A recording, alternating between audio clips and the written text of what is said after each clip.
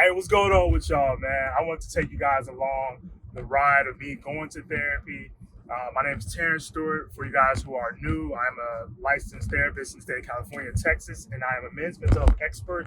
And yes, you heard that right. If you did not connect the dots already, I am a therapist, and I do my own therapy as well too. So I wanted to just hop on here and tell you guys and express the importance of going to therapy, and more specifically, why is it that therapists should go to therapy as well too, right? So with it being Mental Health Awareness Month, I wanted to bring a lot of insight and awareness to, the importance of therapy, why you should go to therapy. Right now, I'll just kind of tell you guys a little bit about myself. A couple things that's been going on in my life. I don't really share it really publicly to everybody, but I have a lot of life transitions going on. I'm still fairly new to Houston by way of Los Angeles. I started my own practice, just recently got engaged and, trying to, figure out this thing called life, right? I'm about to be 35 in about 2 months or so. So, there's a lot of different things that just internally has been going on for me. And what I find helpful with going to therapy is it really, allows me to get out of my head. It really allows me to get out of my head because, for me, I'm a creator. I'm a creative. I'll just kind of own that, like as far as me being a creative. But sometimes if you guys are creative yourselves, you guys know there's a gift and a curse with being a creative. One of the gifts is like, yeah, I create. God intended us on this earth to be, creators, I believe. So, but a lot of times, when it comes down to being creative, there's also a component where we overthink. And we overthink things, and sometimes we have this thing called that analysis paralysis, right? So that analysis paralysis is something that that I suffer from for sure. And then also too, one of the main reasons I got back into therapy was because of my lack of trust with people. I do have trust issues, I would say. I do have perfectionist tendencies as well too. So those are the two reasons, a couple of reasons that I am in therapy. Obviously, with therapy, there might be some other stuff that comes up throughout the week. Like even today, like I know we're going to talk about some of those things just for myself, but also, there's stuff that's happened through the week that I need to process. Like I need some insight. I need some insight on certain things. And I'm trying to hold this phone because these Houston streets are bumpy, boy. So the importance of therapy is, I would say just for anybody that's looking to go to therapy is that it gives you help with an alternative perspective. It gives you insight on not having to feel as if you have to do everything by yourself. You don't have to do everything by yourself. That's the fact of the matter. It's like you don't have to do everything by yourself, nor do you have to go through what you're going through by yourself, right? So that's one of the benefits that I'm currently seeking with therapy is understanding that I don't have to carry all this load, whether it's an emotional load or whether it's just like a tangible thing.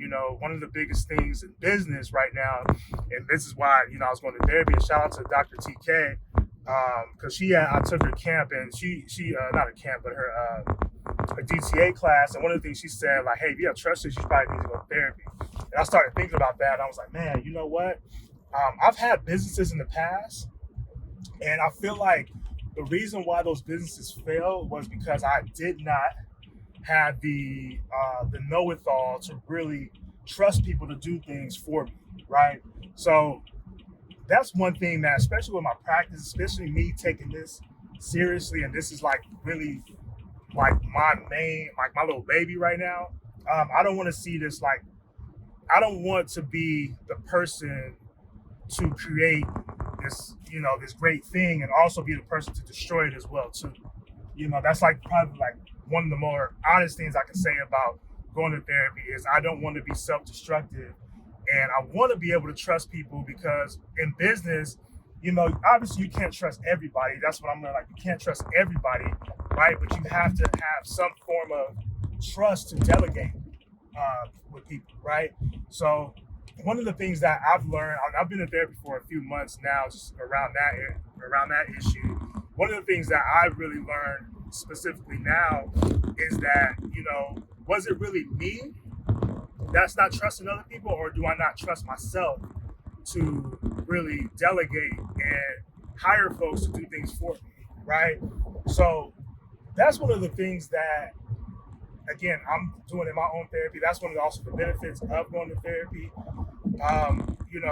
Also to the other component of this is, a therapist going to therapy, right? Like, why should a therapist go to therapy? Why, is a therapist a good therapist, if they go to therapy? Does that make them a bad therapist? Because it's like, how can you help somebody else when you got your own issues going on, right? How can you literally help anybody else if you have your own issues going on? But I'm here to say that going to therapy as a therapist makes you a better therapist. I don't care what nobody say. I don't care what nobody say. Like, being a therapist in therapy and being able to process your own stuff gives you a lot of insight and empowerment on how to help other people as well too, right? So yeah, life happens. Therapists, we're not immune to things. Like, I feel like sometimes there's a big misconception. It's like, hey, you're a therapist, so you should know how to deal with these things. It's like, well, sometimes it's easier, and this is, I guess, full transparency, sometimes easier to help other people. But when it comes to, like, that person in the mirror, it can be a lot more difficult. So that's one thing that, just throughout my journey in going to therapy, that I had to, like, really embrace. Because, a lot of people will say those things like, okay, if you're a therapist, why are you in therapy? Like, I'll tell my clients, like, more the ones that, we have those type of conversations. I'm like, hey, look, I'm in therapy myself, right? And I never get no backlash like, oh, well, you were messed up too, and you can't help me, so I can help you. But I think it makes it more relatable, right? Because I always tell, especially in my intakes, I'll tell my clients or my potential clients, I've been on both sides of the table, right? I've been on both sides. Like, I've been a therapist, I'm still in the therapist, and I'm also, in my own therapy, and I've been, in and out of therapy for some years now, depending on, like, what's going on and, how I'm handling things and maneuvering things. So that's one big part. Again, I know therapists that's never been to therapy, I don't think they're bad therapists or anything like that, but sometimes it's that, it can make you become a better therapist. That's just my opinion, and I'll fight that one all day. I'll fight that one all day. It's like, I guess if you relate it to sports, right? If you relate it to sports, if you never played the sport but you're a coach, does that make you a bad coach necessarily? Does that make you, can you not coach the game, right?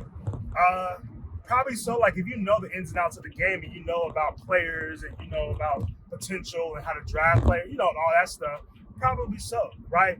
But there's that component of actually you playing the game that you understand that, makes you a better coach. I personally, off the top of my head, I really can't name any super fantastic, great, phenomenal coaches that's never, that's actually never touched the ball, or, not touched the ball, but, played the sport. Most phenomenal coaches have actually played the game themselves. So that's one thing to consider, especially when we talk about, mental health, therapists in our own mental health. And it's not a bad thing for a therapist to go to therapy. Like, it's not a thing. Like, a barber may have their own barber. Sometimes mechanics, they may need somebody else to help fix on their car because it's something that they may not be specialized in or whatnot.